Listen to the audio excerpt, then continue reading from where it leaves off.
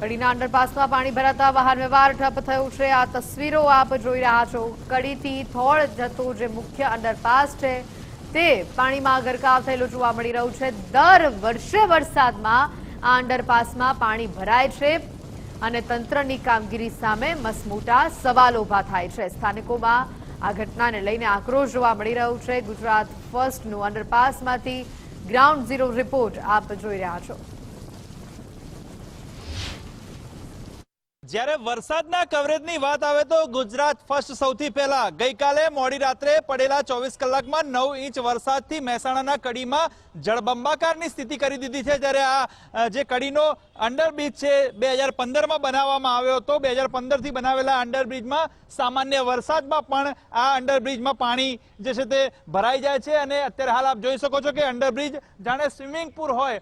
14 ફૂટથી ઉપરનું પાણી આ જે અંડરપાસમાં જે છે તે ભરાઈ ગયું છે, જેને કારણે લોકોને હાલાકી પડી રહી છે, એટલે કે ફરીને જવું પડે છે, જેને કારણે કડી શહેરમાં, ગામમાં અને આસપાસના વિસ્તારમાં ટ્રાફિકના દ્રશ્યો પણ જોવા મળ્યા। સાથે સાથે લોકોને હાલાકીનો સામનો કરવો પડ્યો છે। આ બ્રિજ અંડરબ્રિજ એવો છે કે એને અગાઉ પણ કેટલાક 1 થી 2 લોકોના ભોગ પણ લીધા છે।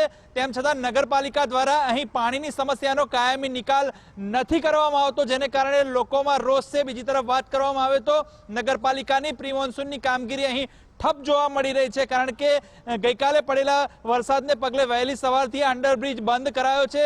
હજુ પણ પાણી કાઢવાની સ્થિતિ અને જે પરિસ્થિતિ છે તેનો જે નગરપાલિકા દ્વારા કોઈ નિકાલ સ્પષ્ટપણે કરવામાં નથી આવ્યો, જેને કારણે લોકો હાલાકી ભોગવી રહ્યા છે। કેમેરા પર્સન અંકિત દવે સાથે સચિન કડિયા, ગુજરાત ફર્સ્ટ કડી।